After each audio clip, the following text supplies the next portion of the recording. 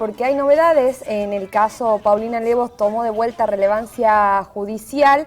Recientemente se realizó una audiencia en donde fue pedida por el juez Patricio Prado con el fin de que Virginia Mercado, la amiga que estuvo esa noche con Paulina, declare y aporte nuevos elementos a la causa. Alberto Levos también estuvo presente y le rogó a Virginia que diga la verdad sobre lo que pasó, apelando a la amistad que existía entre ambas y al impacto que tuvo el caso en su familia. Mercado, recordemos que anteriormente había admitido que mintió con el fin de encubrir el crimen, pero dijo no recordar detalles claves de esa madrugada.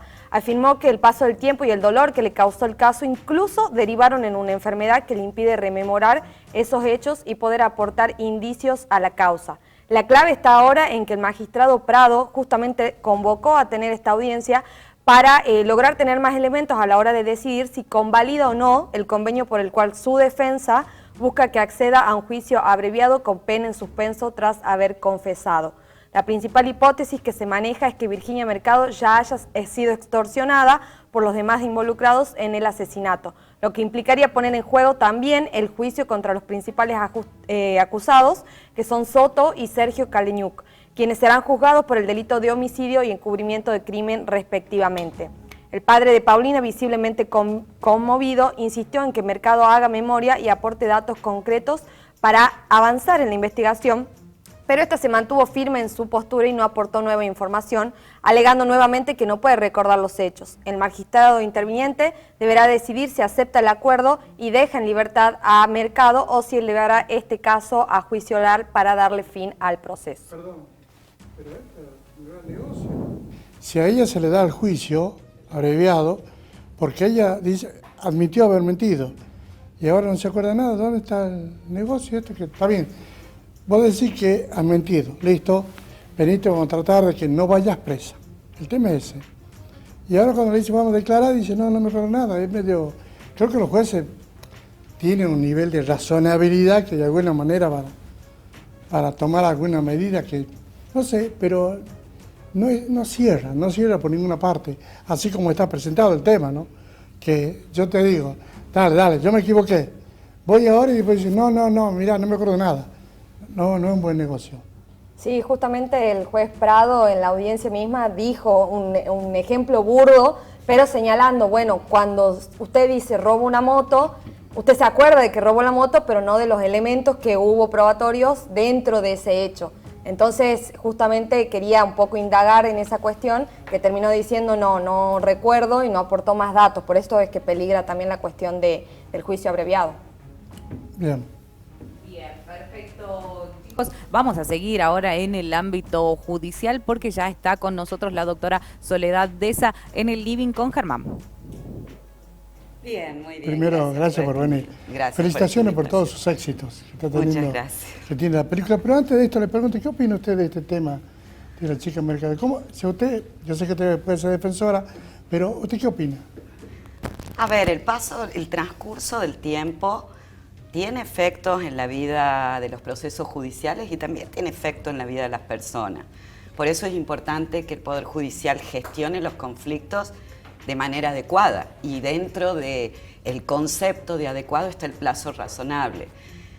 Me parece a mí, y sin estar yo y empapada, digamos, de los detalles, porque yo fui abogada de Leti, la hija de Paulina, en el caso donde se condena al fiscal Albaca precisamente por toda una estructura de encubrimiento. Sí. Y usted le ayuda a cambiar el nombre, también dice. También ella decidió cambiarse el nombre precisamente como efecto de todo el impacto que tuvo este caso en la vida real de muchas personas, ¿no? Entonces, no es por defender a Virginia Mercado ni por no hacerlo, simplemente me parece que el caso de ella es una manifestación más de cómo operan las estructuras de poder en la vida de las personas y de cómo opera el transcurso del tiempo. No conozco los detalles porque Leti tomó la decisión de no querellar ya en todas estas consecuencias y de continuar su vida, que me parece por ahí lo más saludable.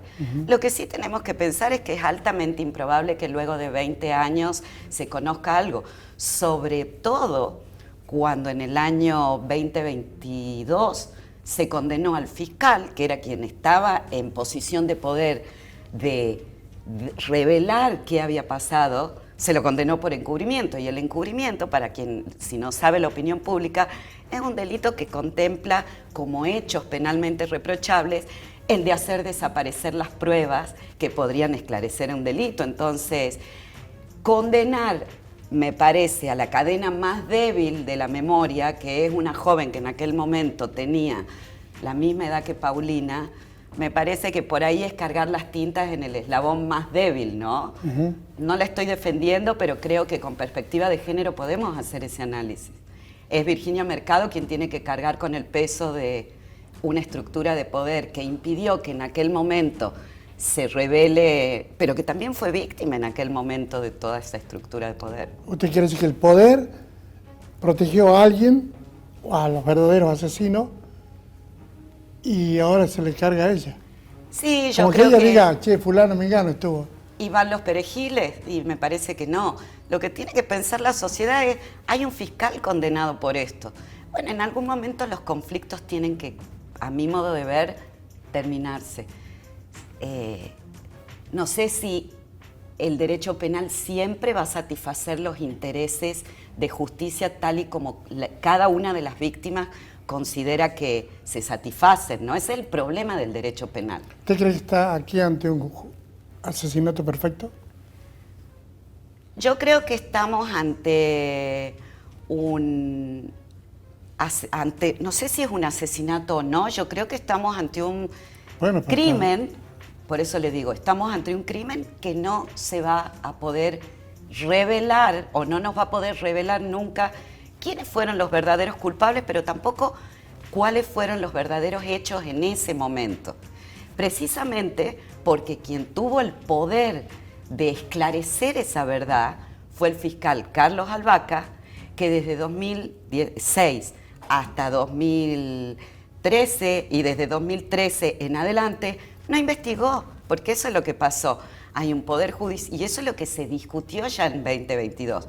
Hay un Ministerio Público Fiscal que tuvo que investigar con debida diligencia reforzada esta muerte violenta de una mujer y no la investigó. Hay un Ministerio Público Fiscal que recolectó evidencia que luego no procesó y que paradójicamente, que cuando las procesó las destruyó. Eso, por lo que está condenado el fiscal Albaca y está cumpliendo una pena privativa de libertad, eso es lo que impide y para mí va a impedir que se conozca a ciencia cierta qué es lo que pasó y que se responsabilice a los culpables. Doctora, en el caso de Cavallo, Sí. Domingo Cavallo, Sí. y en el caso de Dalmazo, en la Sí, mujer, sí, el de Córdoba. el de Córdoba, la justicia dijo el paso del tiempo ya eliminó prácticamente la posibilidad de resolver esto y prescribió los dos casos. Y ahora lo encontraron que apareció el culpable, pero está prescripta la causa. No hay prescripción en esto porque la Corte ya dijo que no.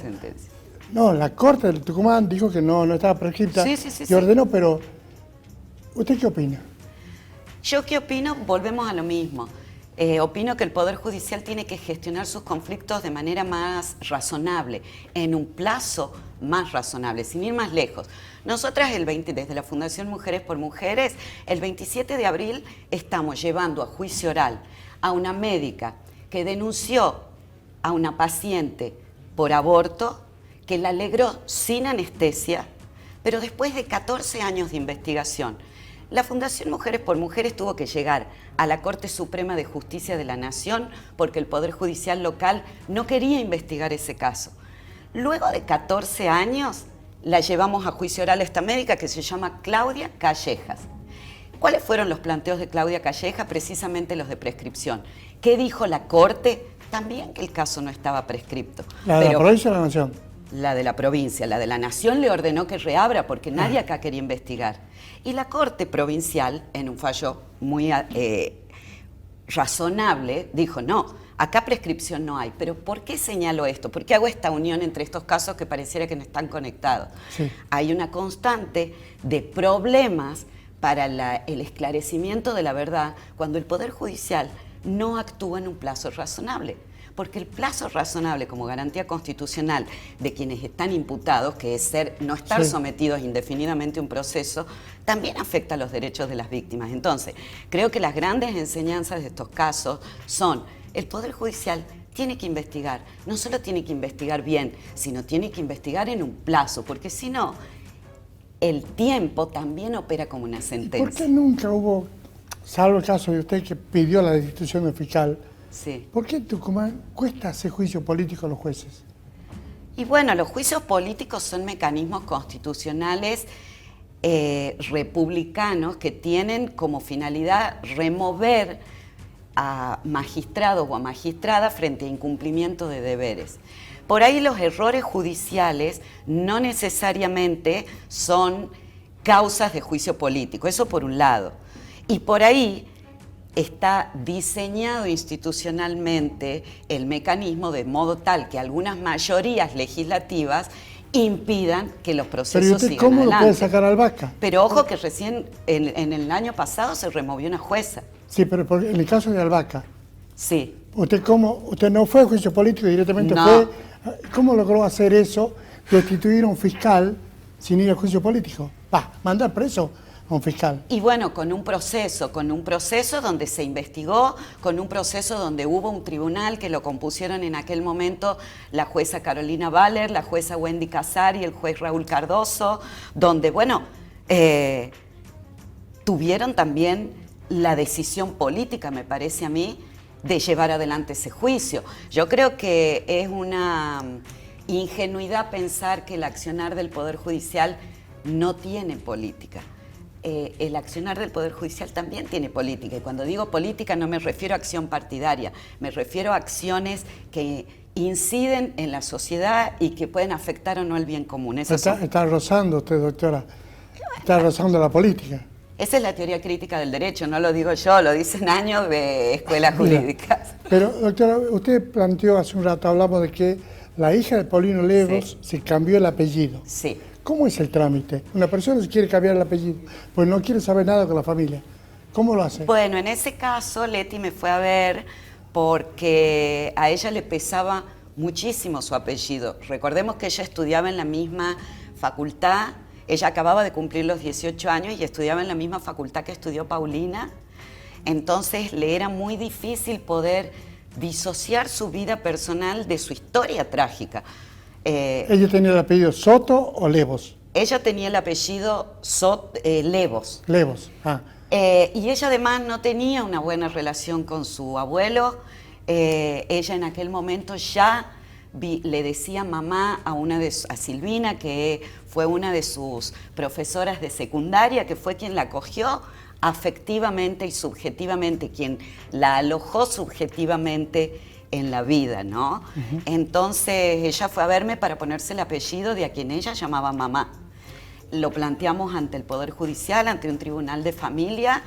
Primero hubo que explicar que no era que se pedía un vínculo de adopción, ella quería mantener, ella reconocía su filiación con Paulina, su mamá biológica, simplemente que ella consideraba su madre, en términos de función social y psicológica en la vida, a Silvina, y quería llevar su apellido, que es Nieva.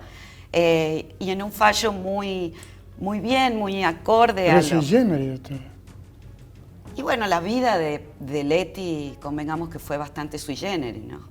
Es una chica que creció a la sombra de un femicidio sin resolver.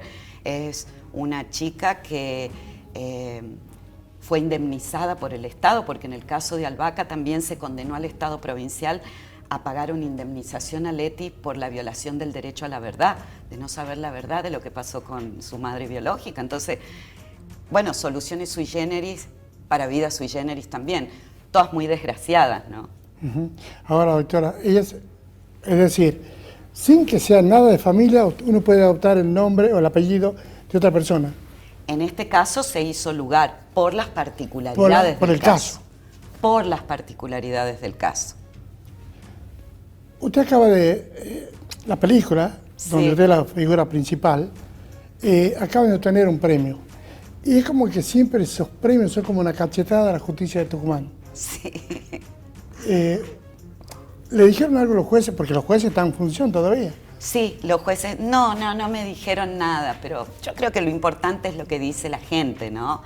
Es una película que paradójicamente habla de un tema que es difícil, como es el tema del aborto, que genera muchísimas resistencias, y sin embargo es una película que genera mucha aceptación. A mí me han llamado, yo he ido al Colegio Santa Rosa, donde digo, vivimos en una sociedad también conservadora. A mí me ha llamado gente de mi propio colegio diciéndome, che, qué loco, no estoy de acuerdo para nada con el tema del aborto, pero no quisiera que nunca ocurra. Hay gente de todas las edades, de todas las clases sociales muy conmovidas con el caso. Y creo que ese es el verdadero mensaje que nos regocija y que nos alienta a que haya un cambio en la sociedad cuando ve que hay algunas injusticias que tienen al Poder Judicial como protagonistas, pero que podemos revertirlas como sociedad también, ¿no? Bueno, estamos hablando de la película Belén, que acaba de ser premiada en España. Doctora, pero usted dice, podemos cambiar la justicia. Se hablaba de que usted iba a ingresar al Poder Judicial. ¿Es cierto eso? Tengo una propuesta, pero bueno, por el momento no va a ser. Pero yo creo, a ver, más allá de que yo ingrese o no al Poder Judicial o al Ministerio Público Fiscal o al Ministerio Público de la Defensa, lo que fuera, también tendríamos que preguntarnos cómo cambiamos las instituciones. ¿Las cambiamos solo desde afuera o tratamos de cambiarlas desde adentro también? Porque a las instituciones las componen personas comunes y silvestres. Todas tenemos la capacidad de cambiar las instituciones. Las instituciones no son una sola persona, ¿no? Entonces yo en ese sentido sí creo cuando la gente que está comprometida con algunos diseños institucionales más justos o está comprometida con modificar diseños institucionales injustos, en que se comprometa y los modifique desde adentro también. La última le pregunto porque esto es opinable. Sí. El día pasado publicó La Gaceta una página entera con los casos que han ido quedando sin resolverse en el caso Levos. Sí. Con varios casos, error del fiscal, error de fulano, error de mengano, pero están con nombre y apellido todos. Es como que decir, che, voy a revisar eso que ha pasado, o lo dejamos pasar, pasó y pasó. Lo que pasa, Sí. Lo que pasa es que en el transcurso del tiempo en el derecho tiene efectos jurídicos. ¿Qué quiere decir eso?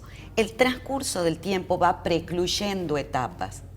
Entonces se va clausurando la posibilidad. Eso en términos de avanzar con algunas investigaciones. Sí. En términos ya estrictamente fácticos, el transcurso del tiempo también impide, por ejemplo, que algunos testigos recuerden, pensemos en los juicios de lesa humanidad, se van muriendo los testigos de las causas. Entonces, ese transcurso del tiempo va a operar efectos en la vida de los procesos también. Y luego está el interés de las víctimas en que se conozca la verdad. ¿Cómo compatibilizar eso? Bueno, eso es uno de los problemas que está dando vuelta. Yo hablo en nombre de Leti, que representa los intereses de una de las víctimas. Ella es una de las víctimas. Claro. Ella dijo, a mí ya no me interesa más nada. Pero luego está Alberto Levos, que es el papá de Paulina y a quien sí le interesa. Esos intereses están subordinados en última instancia a lo que un fallo diga. Y luego tenemos que pensar, los fallos pueden o no resolverse de acuerdo a lo que yo considero que es justo o injusto, pero los fallos son justos o injustos si resuelven de acuerdo a la ley. Bueno, esos son los juegos que proponen los diseños judiciales. Gracias, doctora. Podremos seguir hablando. Horas. Gracias. Gracias por venir, doctora. A vos siempre por invitarme. Mariana, adelante usted.